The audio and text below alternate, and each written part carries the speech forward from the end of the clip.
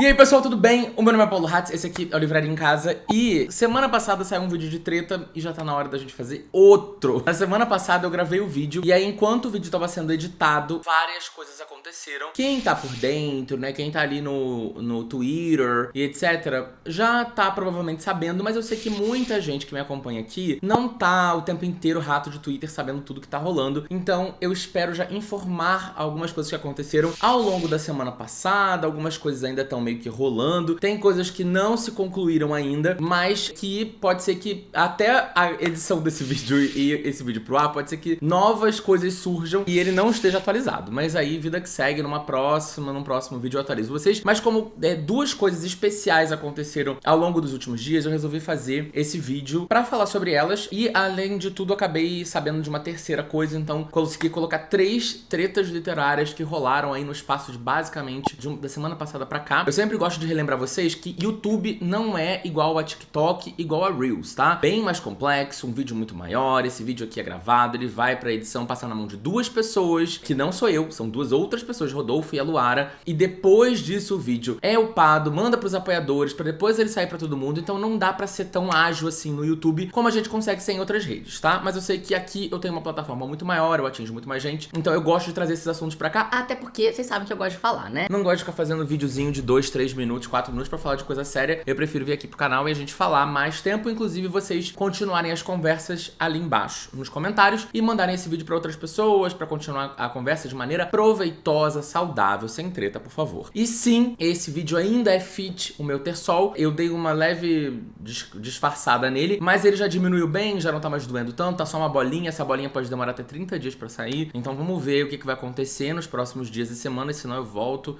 e vou ao médico pra gente ver. Tem gente que tira com cirurgia esse caralho, então vamos ver o que vai acontecer. Bom, pra ser sincero com vocês, eu não sei nem por onde começar, tá? Mas eu vou começar pela treta mais recente que eu fui marcado. Eu acho que essa é uma treta que ela ainda não explodiu, tá? Ela tá acontecendo, ela tá indo, mas ela ainda não terminou de explodir. Eu vi que tá rolando umas trocas no Twitter sobre um possível novo plágio, aquela velha história, a gente já falou muito sobre isso na semana passada. E hoje nesse vídeo, basicamente 2 dos assuntos, a gente vai falar sobre esse assunto desse tópico plágio. Tem um tweet que ele tem, já tá com 79 mil visualizações, que ele foi feito há 3 dias atrás, pra você ver que é bem recente ainda a parada, que é uma pessoa comparando um livro da autora Liz Ferrer, que chama Um Pouco Demais, compara a um outro livro da Karina Ricci, que se chama Quando a Noite Cai. Eu tô aqui com os 2 livros abertos no site da Amazon, inclusive pra ver sinopse, ver datas, etc. O da Karina Ricci, o Quando a Noite Cai, ele foi publicado em maio de 2017. O Um Pouco Demais, que é da autora Liz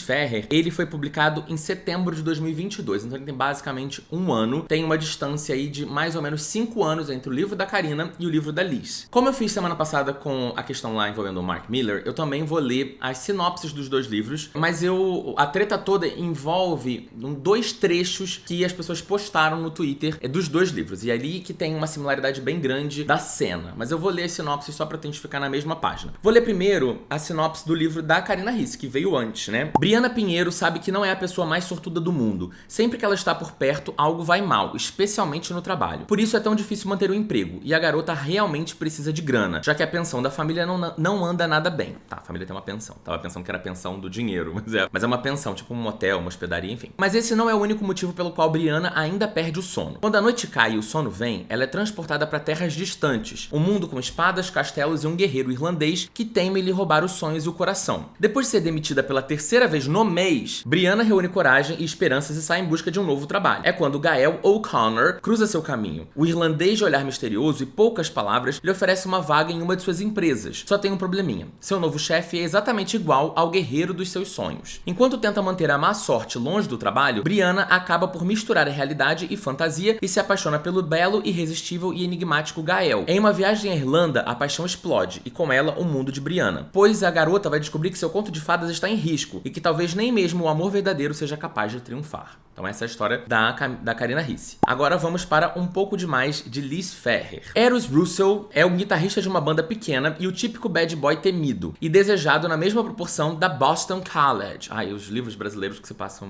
na gringa. Mas embora sua reputação seja de um cara mal-humorado e que não suporta a presença de ninguém, ele esconde segredos e traumas que contribuíram para sua personalidade difícil. Personalidade essa que parece sumir em um estalar de dedos quando está com a Lisa, sua parceira de trabalho, a típica boa menina que vive com a cara enfiada nos livros. Eros não entende o porquê, mas sabe que a garota de cabelos loiros, olhos de nuances amareladas e jeito tímido mexe com ele de uma forma que ninguém nunca conseguiu. Após serem designados a trabalhar em um projeto com duração de 3 meses, do qual relutaram com todas as forças por jurarem odiar um ao outro, o bad boy descobre que a mocinha é muito mais do que uma garota mimada e que não tem nada de filhinha de papai. Ele vai descobrir que por baixo do moletom rosa e sorrisos infindáveis existe uma Lisa quebrada e que carrega mais dores do que uma menina de 17 anos deveria suportar. E ela, que Eros na verdade não passa de um garoto perdido. Eles são extremos e ela, eu acho que ela entende que Eros na verdade não passa de um garoto perdido. Eles são extremos opostos. Eles não pretendiam se apaixonar. Não estava nos planos de Alissa pensar nos raros sorrisos dele antes de dormir, e nem nos de Eros pensar nos olhos vazios da garota. Mas o destino sempre tem o poder de nos surpreender, e nesse caso, Alissa nunca teve tanto medo. Bom, a sinopse um pouco mais genérica, da Karina um pouco mais criativa, o dela um pouco mais genérica, aquela coisa do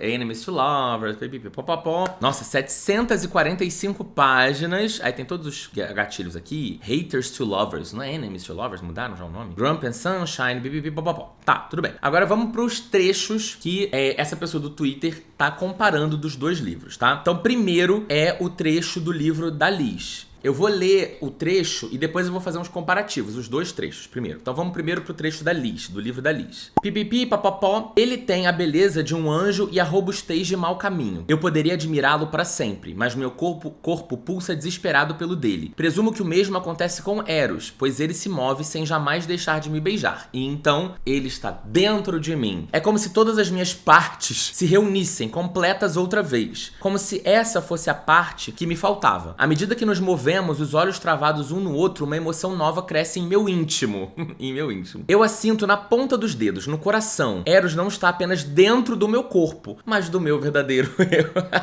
Da essência que preenche tudo sob minha pele. O sentimento é tão intenso, tão poderoso, que não sou capaz de contê-lo e explodo em todas as direções. Meu Deus, sai por todos os lados. Gemo alto, tentando acordar os mortos e cravo as unhas nos ombros de Eros. É mais que prazer, mais que desejo. Parece música, parece pagode, né? É mais que prazer, mais que desejo. É amor em sua mais crua essência. Ofegando, Eros desaba sobre mim, seu coração pulsando errático de encontro ao meu. Encaixando os braços na minha cintura, ele nos gira até que eu fique por cima dele. Meus cabelos caem no rosto, sobre seu peito, e ele empurra as mechas pra trás com delicadeza. Polegar correndo pela minha bochecha, apagando as lágrimas do êxtase que ainda escorrem. Eu não entendi a lágrima do êxtase. É uma lágrima de verdade, não foi nada na cara dela e tá escorrendo, né? Que lágrima do êxtase, eu pensei que tivesse... Sabe quando o moço faz aquele negócio que sai do pinto? Que eu não quero falar a palavra? E vai às vezes na cara da pessoa, no lugar errado, no olho? Então, pensei que pudesse ser isso, mas parece que não. Agora vamos pro texto da Karina. Calma, não precisa decorar, porque depois eu vou fazer os comparativos. Texto da Karina. Pipipi papapó, ele tinha a beleza de um anjo e a robustez de um guerreiro. Eu poderia admirá-lo pra sempre, mas meu corpo pulsava desesperado pelo dele. Presumi que o mesmo acontecia com Gael, pois ele se moveu sem jamais deixar de me beijar e então, reticências. E então ele estava dentro de mim. Foi como se todas as minhas partes se reunissem, completas outra vez. Como se aquela me faltasse desde sempre e agora eu a reencontrasse. À medida que nos movíamos, os olhos travados um no outro, uma emoção nova crescia em meu íntimo. Eu a sentia na ponta dos dedos. Eu a sentia no coração. Gael não estava apenas dentro do meu corpo, mas do meu verdadeiro eu. Da essência que preenchia tudo sob minha pele. O sentimento era tão intenso, tão poderoso, que não fui capaz de sobrepujá-lo e explodir em todas as direções. Impotente, gritei, cravando as unhas nos ombros de Gael, pois temia que a explosão cintilante que me envolvia me arrastasse para longe dele. Distante, ouvi o rugido do meu guerreiro. Um farol que me manteve segura naquele mundo feito de poeira brilhante. Foi tão visceral e violento que liberou todas as minhas emoções, derrubou todas as minhas barreiras, desfez todos os meus nós e trouxe lágrimas aos meus olhos. Era mais que prazer, mais que desejo. Era amor em sua mais crua essência. Ofegando, Gael desabou sobre mim. Seu imenso coração... Seu imenso coração. Seu imenso coração, deste tamanho, pulsando errático de encontro ao meu, encaixou o braço entre o tapete e a curva de minha coluna e nos girou até que eu ficasse por cima dele. Os cabelos me caíram no rosto e sobre seu peito. Ele empurrou as mechas pra trás com delicadeza, polegar correndo pela minha bochecha, apagando as lágrimas do êxtase que ainda escorriam. Eu vou fazer os comparativos, mas vocês já viram que tem muita coisa igual aqui, né? Tem muita frase realmente parecida. Por exemplo, pegar algumas frases aqui. Já começa com: Liz fala, ele tem a beleza de um anjo e a robustez de um mau caminho. Karina fala, ele tinha a beleza de um anjo e a robustez de um guerreiro. Liz fala, eu poderia admirá-lo para sempre, mas meu corpo pulsa desesperado pelo dele. Karina fala, eu poderia admirá-lo para sempre, mas meu corpo pulsava desesperado pelo dele. Aí vou mais pra frente. Vou pegar outras frases aqui, por exemplo. Liz fala, é mais que prazer, mais que desejo, é amor em sua mais crua essência. Karina fala, era mais que prazer, mais que desejo, era amor em sua mais crua essência. Liz fala, ofegando, Eros desaba sobre mim, seu coração pulsando errático de encontro ao meu. Karina fala, ofegando, Gael desabou sobre mim, seu imenso coração pulsando errático de encontro ao meu. Perceberam, né? Mas tem um monte de outras frases aí muito parecidas. Eu fico mais impressionado, realmente, eu não sei se o livro, não me parece, pelo menos pelas sinopses, os livros não tem nada a ver. Mas realmente, nessa cena específica, a gente tem frases exatamente iguais. E isso é um fato, estamos vendo aqui e agora. O que eu me questiono muito é, gente, pelo amor de Deus, você vai pegar trechos iguais de Karina Ricci, de uma autora extremamente famosa, conhecida, super popular, alguém vai perceber. Eu às vezes eu fico me questionando assim, galera, como é que você tem essa ideia? Fala assim, não, sei lá, me deu um bloqueio, eu não sei por onde começar, eu não sei como escrever essa cena. Peraí, eu vou pegar trechos da cena da Karina Ricci. Tipo, porra, cara, alguém vai perceber, entendeu? Ainda mais que as duas autoras escrevem romance, possivelmente têm públicos muito similares, então, tipo, é pedir pro negócio explodir. Realmente, tem um ano que esse livro foi publicado. Não sei se essa treta já tinha surgido antes, alguém já tinha levantado essa bola antes, mas a bola foi levantada. E eu deixo de novo aí pra vocês o que vocês acham dessa história. Eu vou deixar aqui na descrição do vídeo, do tweet, com os trechos dos dois livros, pra vocês lerem com calma, fazendo os comparativos e verem realmente como eles se parecem. E assim, gente, não,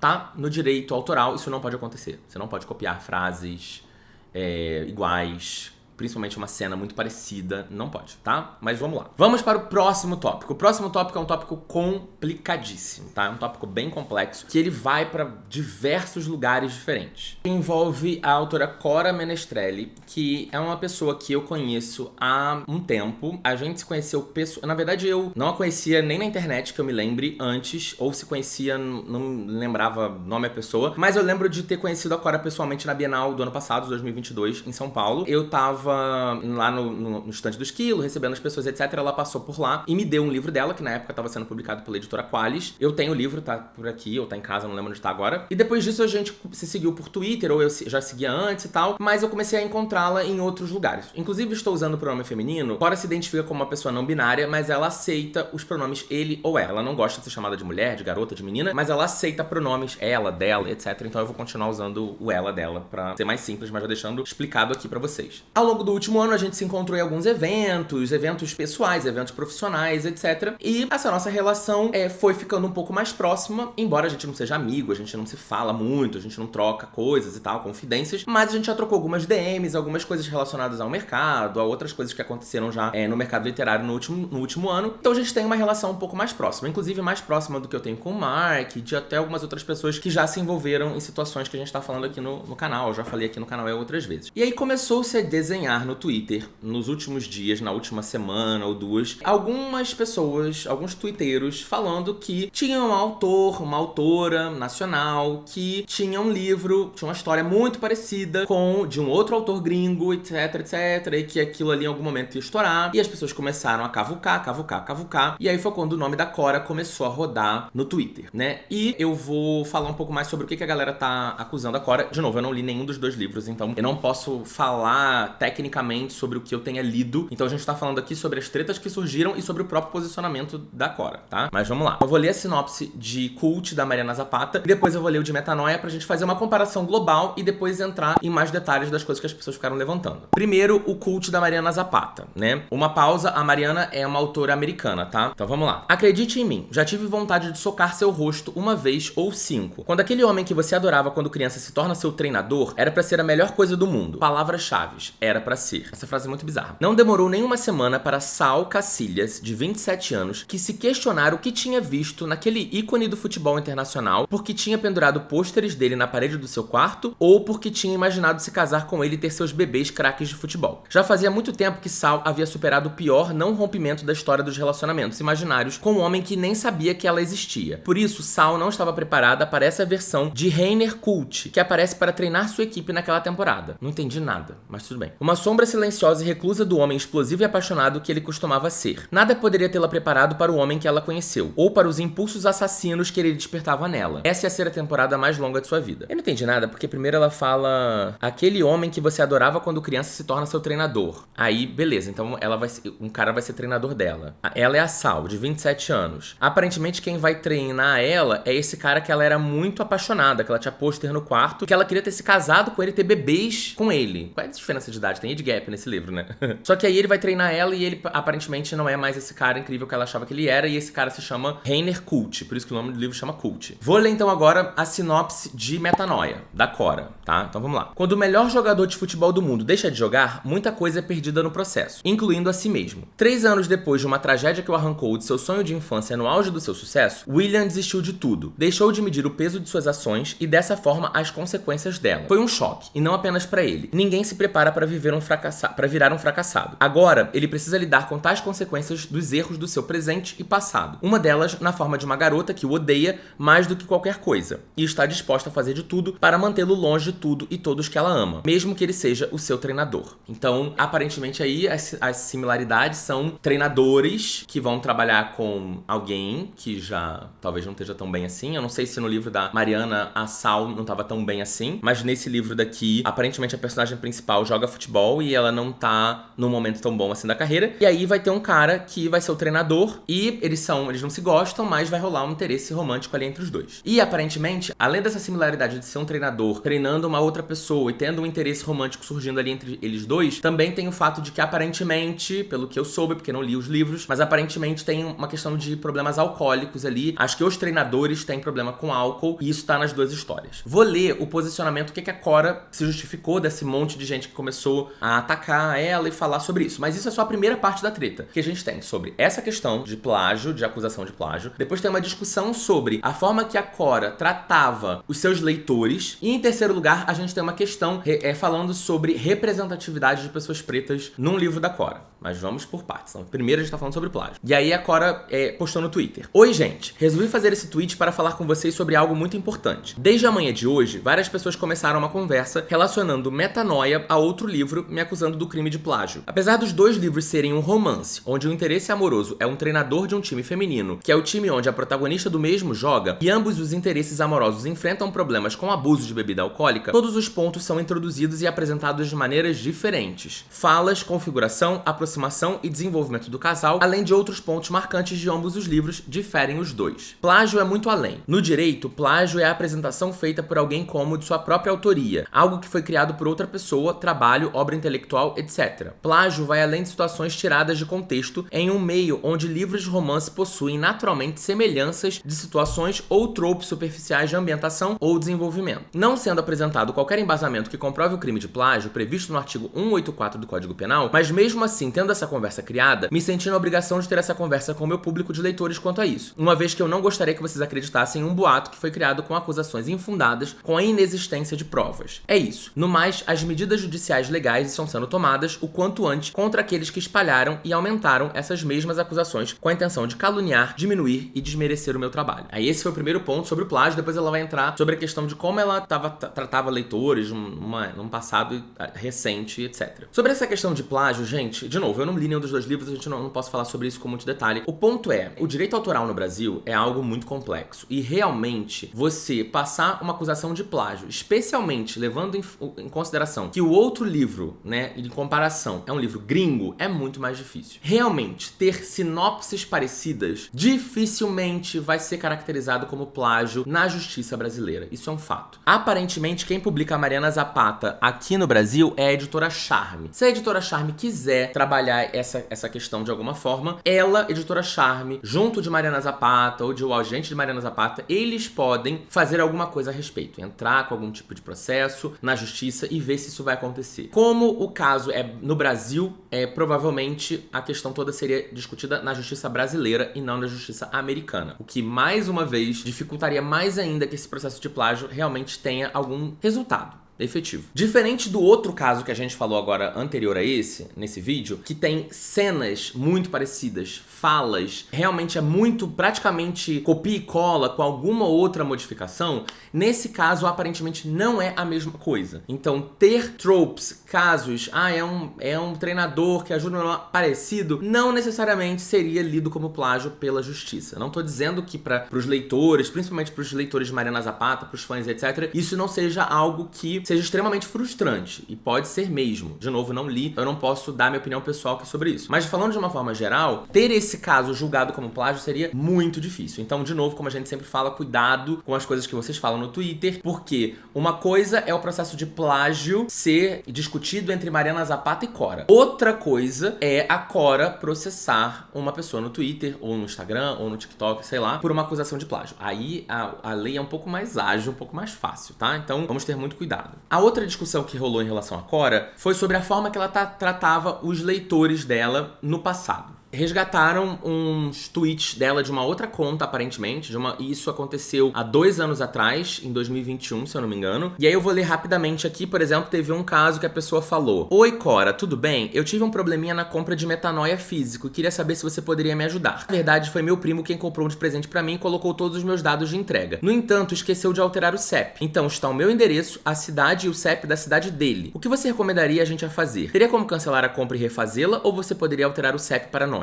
Muito obrigada e me desculpe pelo transtorno." A Cora responde, primeiro ela fala assim: o contato do site tá aí pra nada, né? Tipo assim, a pessoa mandou uma DM no Twitter ao invés de mandar uma mensagem pelo contato do site da própria Cora. Depois ela retuita de novo isso e fala: "Vou ignorar, tô nem aí, quer resolver, vai no site." Então teve essa primeira coisa aí. O segundo caso foi uma pessoa que também manda uma DM pra ela, falando assim: "Cora, acabei de terminar Amigo Secreto." Aí um emoji de choro. "Se o Daniel não for pai de menina, eu juro que te caço até no Japão." E aí ela retuita isso e ela escreve: "Problema seu." Cora. Bom, tiveram outros casos também que as pessoas levantaram, um monte de tweet aí levantando de coisas, etc, etc. Mas a gente já tem bons 2 exemplos aqui pra falar sobre esse assunto. Pra mim, realmente é inaceitável, é inadmissível. É o tipo de coisa que você não fala nem no privado pro seu leitor, muito menos expondo esse tipo de coisa no Twitter. Até porque nenhuma das 2 situações são realmente críticas. Uma é um caso extremamente realista de uma pessoa que teve um problema na compra e que foi com toda a delicadeza, pedindo desculpas e etc, etc, explicando a situação que aconteceu, tentando resolver o problema. Aparentemente, pelo que a Cora fala, daqui a pouco eu vou ler o texto dela, era numa época que ela publicava independente, então ela que cuidava de tudo, da impressão, do envio, etc. Então realmente devia ser um trabalho super longo, complicado, etc, mas é isso, né, gata? Você quer trabalhar como autor, você tem que, né, ainda mais como autor independente, você tem que lidar com isso. Você tá vendendo um produto, né?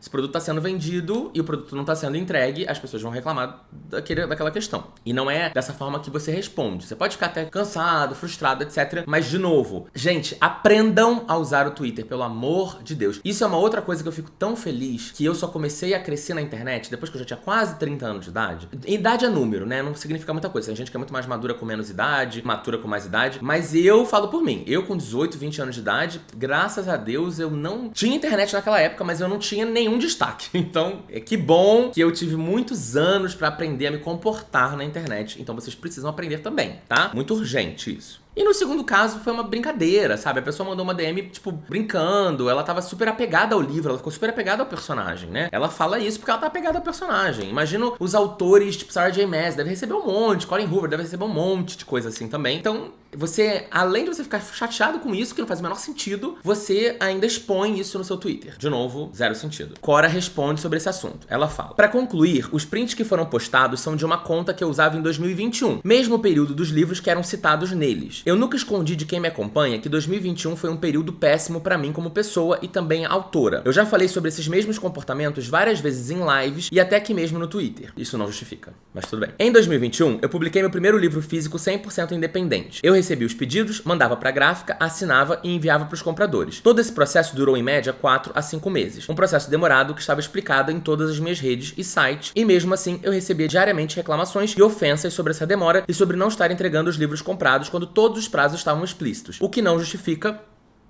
mas foi como eu lidei na época, já que me afetou de muitas formas lidar com mensagens constantes de pessoas que me ofendiam já no primeiro momento. O que não foi o caso, porque a gente viu aqui 2 casos que ninguém te ofendeu, mas tudo bem. E mais uma vez, eu nunca deixei de assumir meu erro sempre que falei sobre esses assuntos envolvendo a Cora de 2021 e os prints não são recentes. Isso é um complemento do meu pronunciamento anterior, já que é um assunto diferente que foi levantado de forma também distorcida, dando a impressão de que ainda hoje tenho pensamentos e ações semelhantes de quando eu tinha 18 anos. No mais, reforço que todas as medidas seguidas serão tomadas fora da internet com o apoio da minha advogada para evitar mais desentendimentos e acusações injustas. Esse caso, pra mim, ele é muito mais complexo do que o caso do plágio. Porque tem os prints, coisas que ela mesma postou, não tem tanto tempo assim, 2 anos, não tem muito tempo. Tudo bem, quando a gente tem entre 18 anos, 18, 19, 20, um ano faz muita diferença no nosso amadurecimento, mas mesmo assim, é toda uma questão que você escolheu trabalhar dessa forma, você escolheu publicar um livro de forma independente, e você vai ter todas as responsabilidades que isso engloba, porque isso envolve dinheiro e isso envolve a expectativa das outras pessoas também. E de novo, quando você decide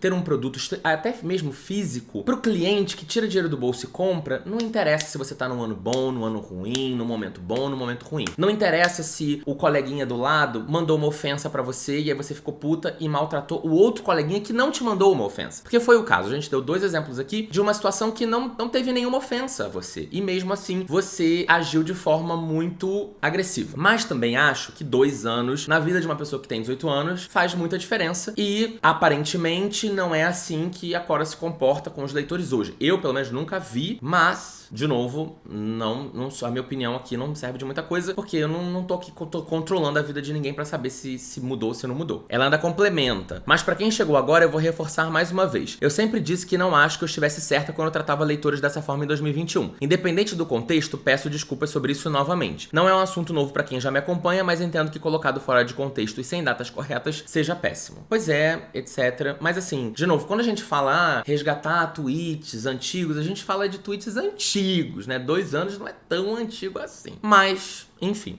Tudo bem, vamos pro próximo assunto da Cora. E aí depois teve mais uma questão onde as pessoas começaram a questionar a Cora sobre a má representatividade em alguns livros dela. Tinha muito uma coisa de usar a palavra morena. A gente já falou sobre isso aqui no canal num passado distante, que hoje em dia não se usa mais moreno pra falar sobre tom de pele, moreno é cabelo. E ela usava essa palavra morena algumas vezes, mas depois ela explica no outro pronunciamento dela por que ela usava essa palavra morena. E também tinha um personagem que era uma pessoa preta e que ele era tipo assim, um cara meio babaca na história, e aparentemente ele era a única pessoa preta, ou a pessoa preta de mais relevância na história, e ele era um cara babaca. E também levantou-se um ponto de que uma das personagens dela era uma mulher negra, e essa personagem, ela era vista e tinha comportamentos vistos como aquela coisa da negra raivosa, né, que é um estereótipo muito discutido há vários anos, não é de agora, e não é do Twitter, isso já vem sendo discutido há muitos anos, na academia, em um monte de outras coisas, em livros, etc, sobre esse estereótipo que como a sociedade toda tem, de que a mulher negra é uma mulher que tem raiva, que briga, que xinga, que você tem que ter medo, que você não sabe como agir, como falar, etc, etc. E aparentemente uma das personagens da Cora estava sendo apontada como sendo essa mulher, uma mulher negra raivosa, e aí vamos ler de novo o pronunciamento dela, como ela se justifica por isso. Oiê, tenho mais um adendo. Não gosto de permanecer em silêncio sobre qualquer coisa que envolva o meu nome, então vim também falar sobre as acusações de racismo envolvendo Metanoia. Em Metanoia, a Mariana é sim descrita como uma mulher de pele negra não retinta. O uso de morena foi sobre o cabelo dela, um vício que eu tinha na escrita de me referir aos personagens usando a cor de seus cabelos, como ruivo, platinado, loiro, que estão no mesmo livro. Entendo a confusão e que deveria ser evitado com mais atenção e responsabilidade, além de uma melhor descrição de personagens no geral para evitar que isso aconteça, peço desculpas por isso. Isso até foi um ponto que eu levantei, não essa questão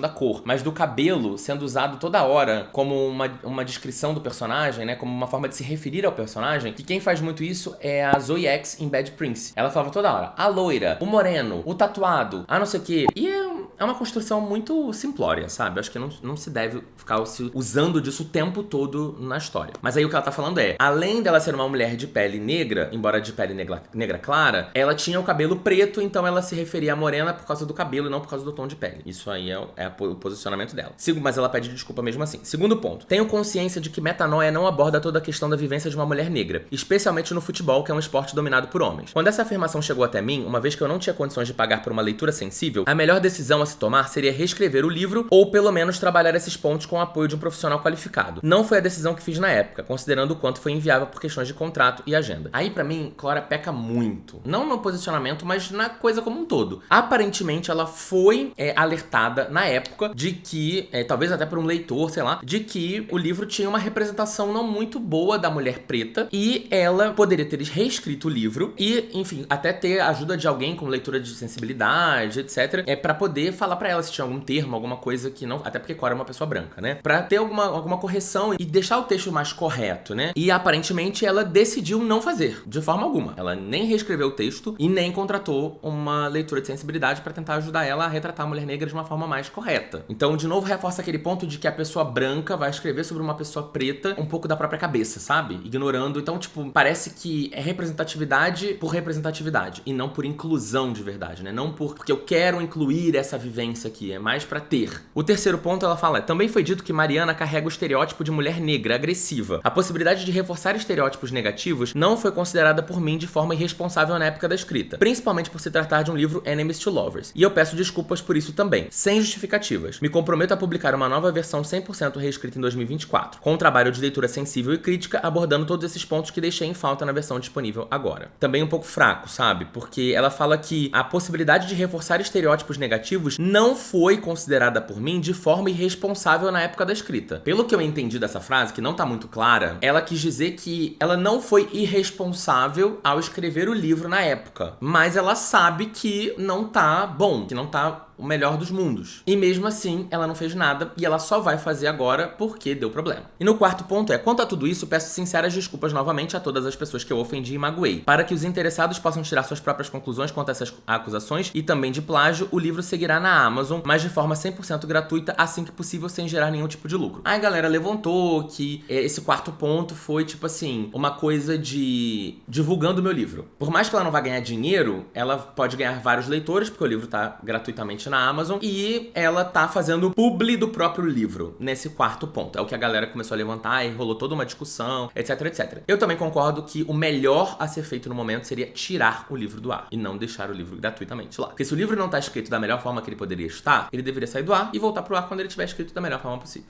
Entendeu? Então a gente abordou aqui todos os 3 pontos da questão do plágio, da questão do tratamento dos leitores, e não só dos leitores, mas, né, dos compradores também, porque quando o leitor compra o seu livro diretamente de você, ele não é só seu leitor, ele é seu cliente, e aí tem uma outra questão aí envolvida. E o terceiro ponto foi sobre essa questão da representatividade negra nos livros dela, e que novamente eu acho que tem mesmo que pedir desculpa, tem mesmo que contratar leitura sensível e reescrever o livro, mas eu acho que o livro deveria sair do ar antes. Essa é a minha opinião. Agora, na conclusão disso tudo, eu não vou negar pra vocês, me preocupo com a pessoa Cora, porque conheço e sei de várias questões que ela passa no dia a dia de questão de saúde mental e etc. E eu me preocupo. E eu acho que o que eu vi no Twitter, muitas vezes, deixou de ser produtivo. Porque, por exemplo, eu me aprofundei muito nisso aí, gente. Eu fiquei semana passada revirando, tava com esse alien no olho, não conseguia gravar vídeo, não conseguia fazer muita coisa. Então eu fiquei ali, cavucando essa história e vendo muita coisa. E o que eu vi de gente chamando de cadela, de vagabunda, de coisas assim, pesadíssimas, desgraçada, flopada, etc. Foi pra um lugar principalmente de vagabunda, cadela. Gente, não justifica, sabe? Nada disso tudo justifica você chamar uma pessoa de cadela e vagabunda. Nada.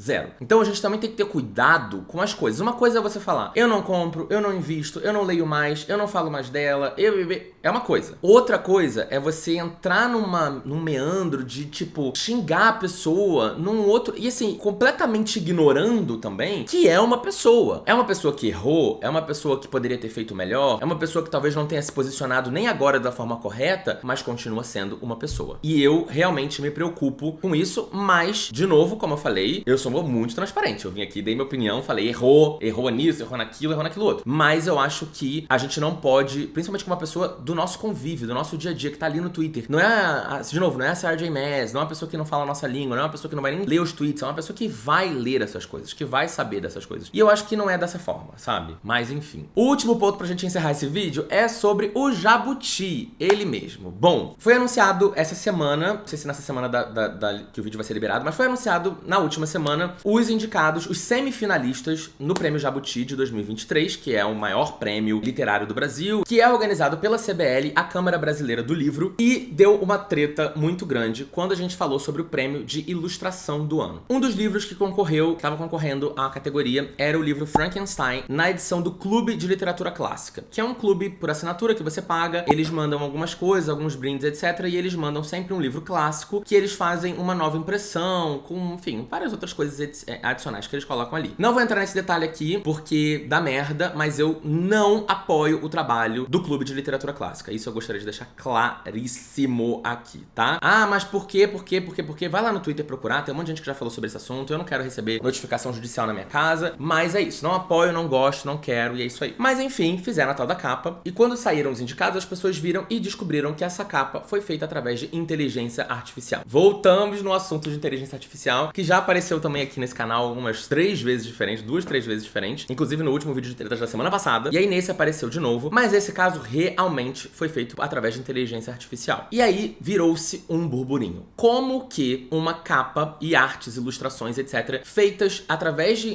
inteligência artificial deveriam concorrer ao maior prêmio da literatura brasileira, né? E aí começou toda uma discussão, porque esse é um assunto que gera muita discussão. Esse é um tópico realmente muito crítico pro momento, sabe? Tá sendo muito discutido sobre isso, o que vale, o que não vale. E eu venho refletindo e falando sobre esse assunto aqui no canal há um tempo, né? O fato é que quando você usa uma inteligência artificial, você ainda sim precisa de alguém pra fazer os inputs ali, pra, né, gerar os prompts, os comandos, pra que a inteligência artificial gere uma arte dentro daquilo que você quer, né? Então alguém precisa determinar os parâmetros para que aquilo saia uma arte e aquilo seja trabalhado. E outra coisa que acontece também é que a inteligência artificial, ela cospe artes que às vezes não são perfeitas, né? Às vezes tem umas imperfeições ali. Então, vai ter que ter alguém, provavelmente, que talvez vai ter que fazer alguma correção. Mas a outra discussão, além de, será que estamos acabando com o trabalho do ilustrador ou precarizando o trabalho do ilustrador, etc., também tem toda a discussão sobre direito autoral. Que a inteligência artificial, ela cria artes, na verdade, tudo que ela cria, tudo que ela cospe, né? Depois que você faz alguma pergunta ou algum comando, algum pedido pra ela, é com base em coisas que ela encontra num banco de dados. E normalmente esse banco de dados é a internet. Então ela não é um computador que, sei fazer um traço. Não é. Ela pega traços e trabalhos e artes que estão ali num banco de dados gigantescos e ela cospe alguma coisa que é uma recriação em cima de algo original que foi feito em algum momento por alguém. Ou por alguém, né? Porque são tantas pessoas que você pega tanta coisa de tanto lugar que você meio que descaracteriza as obras originais e transforma num Frankenstein. Talvez tenha sido por isso que tenha sido usado. Olha, gente, eu acabei de pensar nisso. Eu não tinha pensado nessa piada antes. E transforma no Frankenstein, que virou a capa do livro Frankenstein. E aí a discussão é enorme, né? E essa discussão tá em todos os lugares. Inclusive, ela tava agora na greve dos roteiristas, tá na greve dos atores. Os cantores também estão falando muito sobre isso. Madonna já falou, escreveu num documento, testamento, sei lá onde, que ela não aceita, não aprova que depois da morte dela sejam usado a inteligência artificial pra recriar a voz dela e canções, etc, etc. Hoje em dia a gente sabe que isso dá pra fazer, né? A inteligência artificial tá avançando muito, daqui a pouquíssimo tempo você não precisaria mais de trabalho nenhum de artista. Você fala assim, pega a voz da Madonna e canta essa música aqui. E ele vai lá e vai cantar, entendeu? Com a voz da Madonna, mesmo que a Madonna esteja morta. Então é uma discussão gigantesca, muito, muito grande, que ainda não tá regulamentada em lugar nenhum praticamente. Surgiu um movimento muito grande, inclusive a Gil Domingues foi uma das cabeças desse movimento. Ela veio conversar comigo, eu aceitei assinar a carta, rolou uma carta carta assinada por várias pessoas, autores, ilustradores, profissionais do livro, influenciadores, etc, para entregar à CBL para que o livro fosse desclassificado. O que efetivamente aconteceu. A CBL já desclassificou, né, o Jabuti já desclassificou esse trabalho do Frankenstein como semifinalista da categoria de ilustração. Mas o que me chamou mais a atenção dessa história toda foi o André Dahmer. O André Dahmer é um dos jurados que vota na categoria de ilustração. Até porque ele é um ilustrador famoso no Brasil. Ele tem quase 500 mil seguidores no Twitter. O cara é realmente bem grande. E aí, ele fez uns tweets, uma thread falando sobre o assunto. E eu vou ler pra vocês. Bom dia. Fui um dos 3 jurados na categoria ilustração do Prêmio Jabuti deste ano, que avaliava os semifinalistas. Frankenstein, ilustrado por Vicente Pessoa com auxílio de inteligência artificial, está agora entre os finalistas. Isso merece um fio. Aí ele começa. 3 milhões de visualizações esse fio dele, tá? Essa thread que ele fez no Twitter. Quando o Prêmio Jabuti me enviou 118 livros na categoria, saltou-me aos olhos ilustrações primorosas da luxuosa edição de Frankenstein. Aí ele mostra as fotos, etc. Depois de avaliar todos os livros em um trabalho de 3 meses, acreditei que o livro cumpria requisitos para estar entre os finalistas. Sei que ao menos um dos outros 2 jurados também. Deve ter conversado entre eles e eles também gostaram. Até porque, né, se só ele tivesse falado, talvez não tivesse entrado na categoria de finalista. Na CIP do livro, que é a catalogação da publicação, constava que a autoria da obra era somente de Vicente Pessoa. Foi nisso que me fiei para avaliar o trabalho. Porém, acima da CIP, havia referência da autoria acreditada como Vicente Pessoa e Midjourney. E tem 2 lugares onde aparece, né? Eu vou deixar depois também a thread dele pra quem não viu, mas assim, quando você olha a ficha catalográfica do livro, logo no começo, embaixo tem ilustração Vicente Pessoa, primeira edição, ponto. Mais em cima, onde tem os créditos, vem assim, ilustrações e projeto gráfico Vicente Pessoa e Midjourney. Pra quem não sabe, Midjourney é tipo o ChatGPT. É como se fosse uma marca que se usa da inteligência artificial. Então, você precisa saber que Midjourney significa inteligência artificial. Quando você fala ChatGPT, ChatGPT é uma marca, foi algo inventado, mas que significa que é uma inteligência artificial que o ChatGPT se utiliza para fazer todas as interações com os seres humanos que a gente tem usado. Aí ele vem, não conheço os nomes de ferramentas de inteligência artificial, nem quero conhecer. A organização do prêmio, ao enviar o livro, também desconhecia o nome dessa ferramenta. Outro jurado, Batistão, também não sabia que avaliava um trabalho híbrido. Pausa. E aí é que surgiu toda uma outra treta também muito grande. O cara é ilustrador, muito grande, muito famoso, e super sucesso, renome, qualidade, blá blá blá. Mas o ponto é, você é jurado do Prêmio Jabuti. Você precisa saber o que é Midjourney. Tudo bem você talvez não ter lido ali em cima, ter lido só embaixo e tal, mas é importante que você saiba o que é Midjourney, porque você tá avaliando um trabalho gráfico de ilustração em que o Midjourney pode ser utilizado. E, né, aquilo, como você é especialista num assunto que você não conhece as ferramentas envolvendo aquele assunto. E ele fala, não conheço nem quero conhecer. Tudo bem, você não precisa usar o Midjourney, mas é importante que você saiba que existe, né? Aí ele continua. Toda essa história carece de debate. Sei dos limites éticos e jurídicos do uso de imagens que já existem para a produção de outras novas. Em defesa do autor, no livro constava a coautoria de um robô. Então não houve má fé no ato da inscrição. Do tipo assim, no livro tá escrito que teve Midjourney. Vocês passaram porque vocês não se importaram. Não foi culpa do Clube de Literatura Clássica. É um problema complexo. Atualmente, galerias e museus já validam trabalhos feitos a partir de inteligência artificial como genuínas obras autorais. Quais galerias e quais museus? Qual é a fonte desse tweet? Isso também é uma outra coisa que a gente não pode ler a esmo. A gente precisa saber. Que galerias? Que museus? Qual é a discussão? Onde tá essa discussão, né? Porém, como enxadrista, via discussão sobre... Quem joga xadrez. Via discussão sobre o uso de inteligência artificial na época em que máquinas começaram a derrotar grandes mestres. Também a partir da memória de aberturas e jogos disputados por seres humanos anteriormente. À época, ficou claro para todos que o xadrez seria jogado apenas entre seres humanos em torneios oficiais, salvo em eventos de mero entretenimento ou de teste das máquinas. Acho correto e justo. Eu também. Mais cedo, ao conversar com os organizadores para entender o ocorrido, citei a analogia com o xadrez e recomendei que o abram uma categoria de ilustração e literatura com o auxílio de inteligência artificial já no próximo ano. Se o Prêmio Jabuti vai ou não desclassificar a obra, isso saberemos em breve. Da minha parte, veria e julgaria o livro com outros olhos, sabendo tratar-se de uma obra híbrida, é claro. Vamos aguardar a decisão dos organizadores. Para as torcidas contra e a favor, peço que debatam com serenidade aqui nos comentários. É uma discussão importante e muito pertinente para acabar em insultos. Um abraço para todos vocês. Eu fico muito preocupado com esse assunto, porque eu acho que é um assunto que está sendo discutido por um monte de gente que não tem a menor capacidade para discutir o assunto. Como tudo, né? Hoje em dia, tudo tem que ser discutido por todo mundo. Não importa se você é psicólogo, dentista, veterinário, se você é uma criança, se você é um adolescente, se você tem 80 anos, tudo tem que ser discutido por todo mundo. 2 cents de todo mundo, inclusive de mim, que eu tô aqui. Mas pelo menos eu trabalho com o mercado literário, né? Eu trabalho fazendo conteúdo, falando sobre isso, já estudando esse mercado há uns anos, então quem sabe eu talvez tenha alguma opinião pra dar que seja válida, por isso que decidi assinar a carta. Mas eu acho que é uma discussão a ser tida principalmente por editoras e ilustradores. O fato é, mas a gente sabe que dentro das forças do capitalismo, a corda sempre arrebenta pro lado mais fraco. Quem que vocês acham que é o lado mais fraco? Editora, ilustrador. Então, é uma conversa um pouco complexa de se ter. Precisaria, por isso que existe sindicato, né? Por isso que existem associações, organizações, é por isso que existe isso no mundo, né? A galera gosta de falar que, é aparelhamento, é a esquerda, pipipipopopó, mas é porque precisam ter organizações de pessoas que possam discutir isso de uma maneira que não seja influenciada pelas forças do capitalismo. O fato é que, ao meu ver, não faz o menor sentido a gente premiar arte quando a arte não está sendo criada por um ser humano. E só precisa alguém determinar essa regra e falar: arte é arte. Se você vai usar inteligência artificial pra fazer um mural na sua casa, pra fazer um quadro pra você, pra fazer um negócio, é uma outra parada. Agora, pra você fazer premiação e inclusive pra você ter ganhos econômicos, é uma outra discussão. Premiação pra mim não justifica.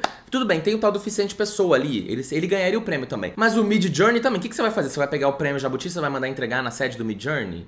Entendeu? Não faz sentido. A gente tem que premiar a cabeça do homem. A gente tem que premiar o que sai da cabeça de um ser humano. Porque aquela capa maravilhosa de Frankenstein foi cuspida pelo Midjourney e com a ajuda do Vicente, etc, etc. Mas porque alguém, alguma pessoa ou algumas pessoas criaram artes em algum momento que foram ressignificadas daquela forma pelo Midjourney. Então, assim, legal, Midjourney, parabéns pra você, que legal, muito interessante sua ferramenta. Mas para fins comerciais e para fins de premiação não faz o menor sentido, gente. Não faz sentido lógico. Não faz sentido lógico. Para fim comercial, tem toda essa discussão porque é um Frankenstein de um trabalho de várias pessoas que você não consegue... É tão descaracterizado, você descaracteriza tanto que você não consegue mais saber quem que criou ou quem foram as pessoas que criaram aquele trabalho pra gerar aquela arte final, entendeu? E é foda, entendeu? Eu imagino, se eu fosse ilustrador, eu também estaria me sentindo um pouco, sabe? Então, assim, é uma discussão pra ilustradores. É o que eu tava conversando com uma autora, inclusive, que não acha que isso é um problema. Mas eu falei, eu acho que essa discussão não é uma discussão minha. Eu acho que os ilustradores precisam discutir isso, principalmente com as editoras ou com marcas, etc, etc. E eu acho que vai precisar de envolvimento de governo, sim, vai precisar de envolvimento de congresso, de lei, vai precisar que isso seja pautado de forma legal para que se chegue